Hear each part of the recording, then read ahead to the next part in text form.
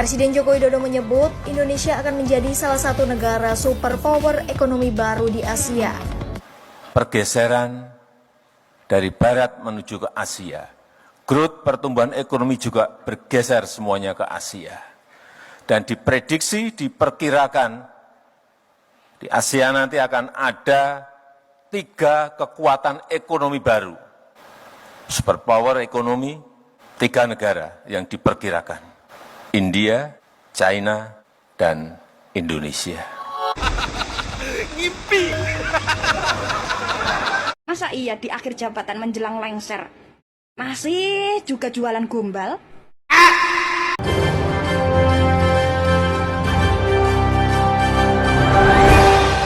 Assalamualaikum warahmatullahi wabarakatuh. Jokowi pede sekali mengatakan bahwa Republik Indonesia bakal jadi negara superpower setara Cina dan India. Nah, sampai netizen mengatakan bahwa itu hanyalah mimpi, yaitu mimpi Jokowi di siang bolong. Karena masyarakat maupun netizen ya berpatokan dengan apa yang terjadi sekarang di saat Jokowi mau lengser di akhir pemerintah Jokowi.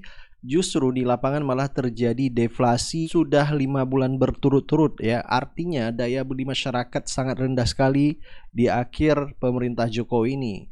Jadi bagaimana Indonesia bisa menjadi negara superpower ya seperti China dan India. Sedangkan Bank Dunia yaitu World Bank ya baru saja pada tanggal 30 September 2024 ya, yaitu Indonesia diturunkan Bank Dunia jadi negara menengah ke bawah. Upah minimum masuk 3 terendah di ASEAN. Artinya Indonesia kembali yaitu menjadi negara miskin ya. Jadi yang tadinya negara menengah yaitu diturunkan ratingnya menjadi negara menengah ke bawah.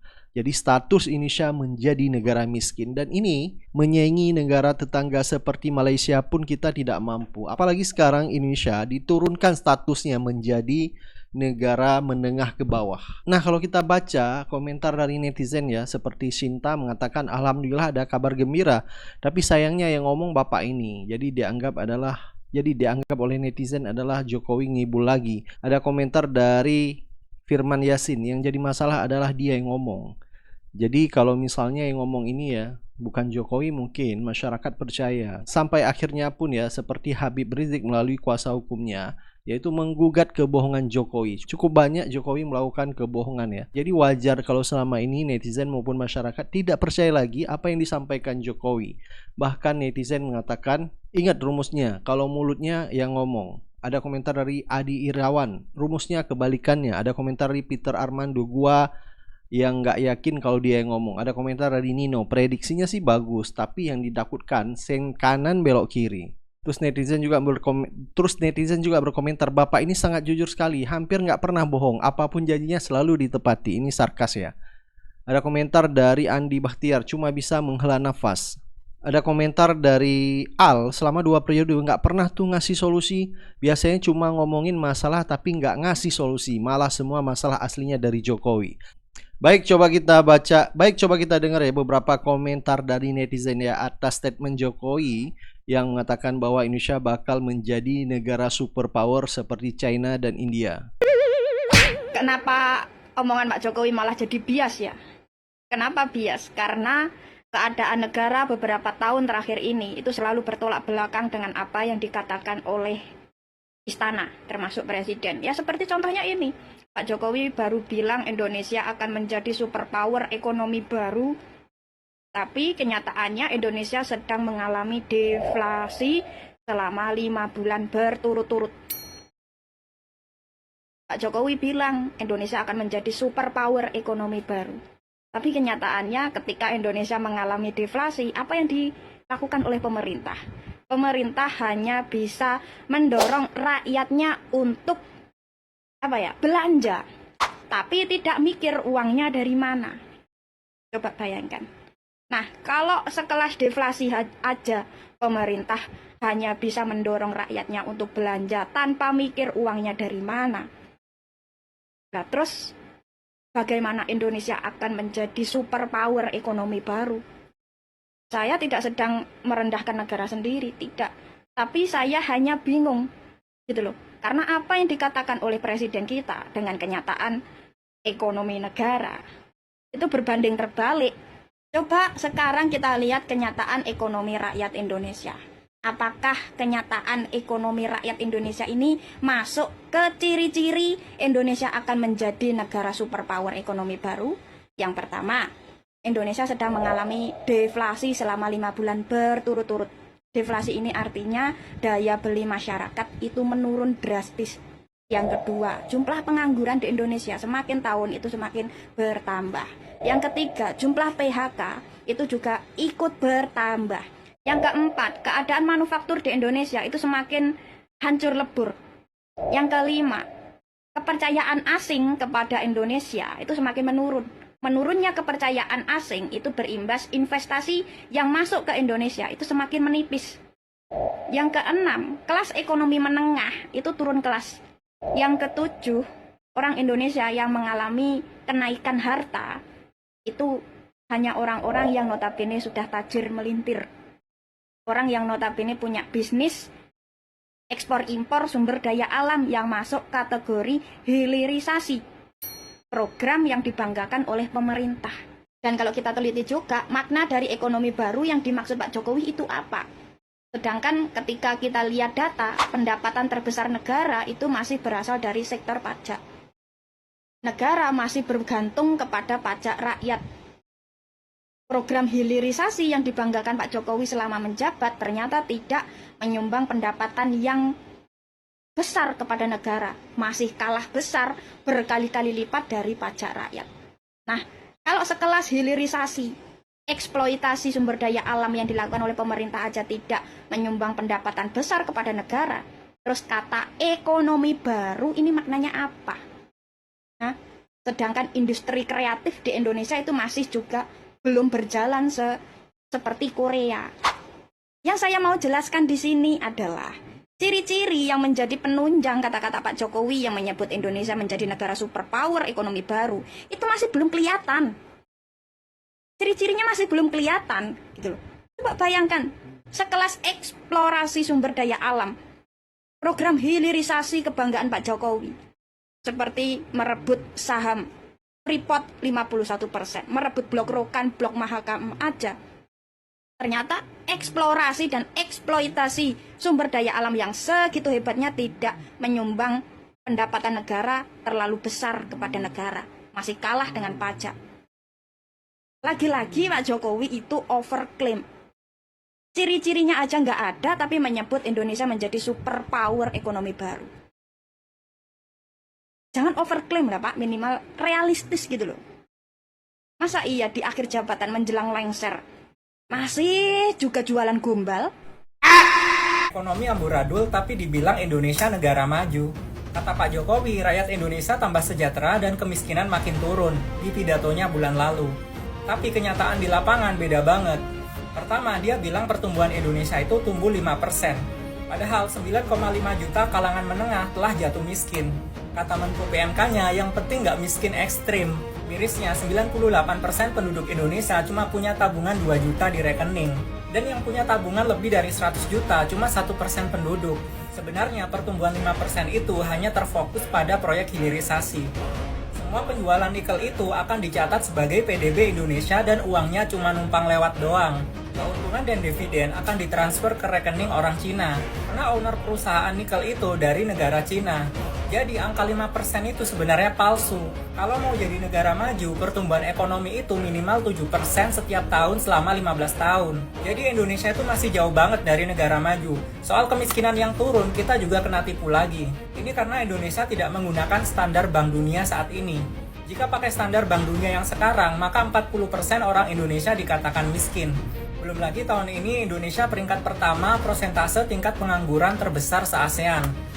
Udah kelar, nggak ada yang bisa dibanggakan lagi. Kalau selama ini kalian mengasosiasikan Jokowi karena bikin koalisi yang namanya Indonesia Maju, please, itu cuma nama. Aslinya Indonesia susah maju dan ekonomi itu seret. Timpangan di Indonesia itu sangat amat terasa, teman-teman. Di satu sisi, oke lah pemerintah membanggakan pertumbuhan ekonomi sekian persen, 5%. Tapi, di sisi lain, kita juga mengalami gitu penurunan penyerapan pekerja di sektor formal, PHK di mana-mana, angka pengangguran yang tinggi, kelas menengah banyak yang turun kelas, makin hari biaya kebutuhan pokok juga makin meningkat. Berarti data pemerintah itu bohong dong bang? Ya nggak juga. Tapi hati-hati akan ilusinya. Gua kasih ilustrasi, misalnya ada 10 orang nih, 8 orangnya itu mayoritas. Kekayaannya menengah ke bawah. 2 orang lagi itu elit. Meskipun 8 orang ini mengalami penurunan kekayaan, tapi kalau 2 orang ini semakin kaya, itu kalau secara rata-rata terhitung ada pertumbuhan. Orang-orang terkaya di Indonesia itu hebat-hebat teman-teman. Bahkan nembus top 22 orang terkaya di dunia. Kalau kita bandingin orang-orang terkaya di Indonesia sama orang-orang terkaya di Korea Selatan gitu, itu beda gitu. Masih kayaan kita. Tapi di sisi lain gitu, justru Indonesia punya rata-rata gaji atau upah yang kecil dibandingkan negara ASEAN lainnya. Kita berharap pemerintah sebagai jembatan gitu untuk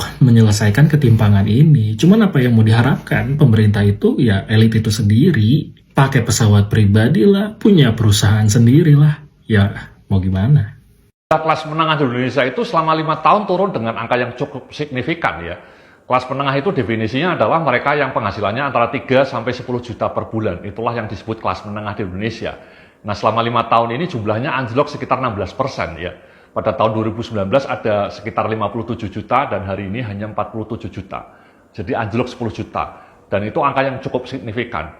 Kenapa? Karena kelas menengah di Indonesia ini menyumbang lebih dari 70% konsumsi nasional. Jadi kelas menengah Indonesia ini sebenarnya adalah pahlawan sejati ekonomi nasional. Ketika jumlah kelas menengah Indonesia turun dengan angka yang signifikan, maka dampaknya bisa fatal bagi masa depan ekonomi Indonesia. Konsumsi nasional akan menurun. Dan itu akan membuat pertumbuhan di Indonesia menjadi termehek-mehek. Oke, terima kasih. Kalau lo Gen Z, tinggal di Indonesia dan lo kelas menengah, udah lengkap itu yang namanya ujian hidup. Apalagi dengan berita terbaru yang bilang banyak kelas menengah RI menyerah dan terancam jatuh miskin. Jadi kelas menengah itu definisi penuh beban tapi tanpa bantuan. Di bawah garis kemiskinan kita enggak, masih bisa beli makan, naik motor atau mobil. Tapi satu sisi kita berat banget rasanya beli bensin. Bayar UKT rasanya berat banget. Tapi nggak lolos tuh kualifikasi KIPK, kita nggak lolos. Dapat bansos juga enggak. Dikerjain pemerintah mulu pula. Udah mah gaji pas-pasan sama UMR. Tiap bulan kepotong sama BPJS, potong sama PPH. Belum ngasih, yang sandwich ngasih ke orang tua, ngasih ke adik. Ada lagi tapera, ada lagi kebijakan wajib asuransi motor. Aduh, dikerjain mulu kan kita. Kapan ini Gen Z menikahnya kalau begini? Pantas ada berita yang bilang dalam 6 tahun terakhir, tren pernikahan itu menurun. Ya wajar aja, serba mahal sekarang semuanya. Orang jadi ketakutan. Rumah semakin mahal. Bahkan ada berita yang bilang, beli rumah ini bisa harganya 23 kali gaji tahunan kita. Buset dah. Kapan kebelinya? Dan bisa-bisanya masih kita disalahin sama pemerintah. Dibilanglah sama Menteri BUMN Gen Z ini bergantung sama orang tua. Dibilang sama Menteri Keuangan kalau Gen Z ini kebanyakan ngopi makanya nggak bisa beli rumah. Kenapa jadi salah kita sih Bapak Ibu? Kelas menengah tuh ya aduh kasihan. Kalau kelas atas, oligark itu masih dapat undang-undang yang enak tuh. Cipta kerja, hak guna usaha 190 tahun. Pokoknya kalau oligarki ini dimulusin segalanya. Kelas di bawah garis kemiskinan juga masih dapat bantuan. Misalnya dapat KIPK, dapat bansos, dapat makan siang gratis. Kelas menengah dapat dikerjainnya doang. Dan fatalnya bahkan ada berita yang bilang 115 juta kelas menengah di Indonesia terancam menjadi miskin. Ngeri nggak? Indikator kelas menengah itu apa emang? Sebenarnya indikator aja udah aneh. Yang kelas menengah itu yang ketika pengeluarannya 1,2 juta sampai 9 juta dalam sebulan. Tapi itu aneh banget. Di Indonesia UMP terendah itu jatang 1,7. Dan kita tahu 1,7 dalam sebulan itu sangat-sangat dikit.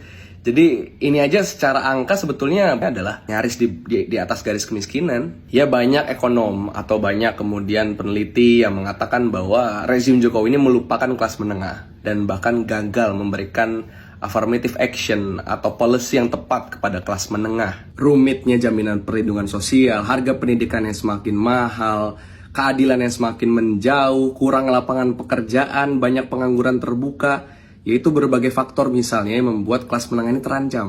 Jangan sampai akhirnya rakyat mengira bahwa Pak Jokowi ini sengaja mengabaikan kelas menengah karena dia tahu nggak enak punya educated middle class karena ntar banyak protes ke pemerintah.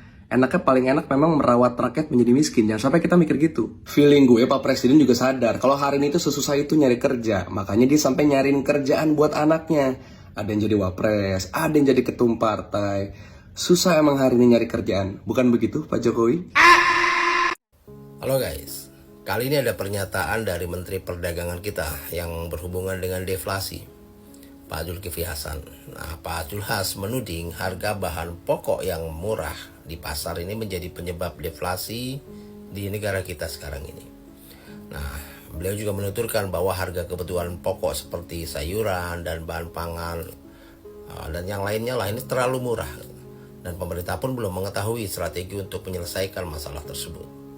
Lalu dia berkelakar kalau dia pasti dibully oleh masyarakat karena bilang harga bahan pokok murah. Masih bisa ya berkelakar untuk masalah seperti ini? Nir empati atau memang gak paham situasi? Ya deflasi itu petani membanting harga bahan pokoknya banyak sekali. Ya tapi pembeli gak ada gitu.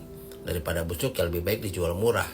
Pembeli pun mau beli bahan pokok ya gak bisa walaupun pakai harga stabil ya karena perputaran ekonomi yang serba mahal.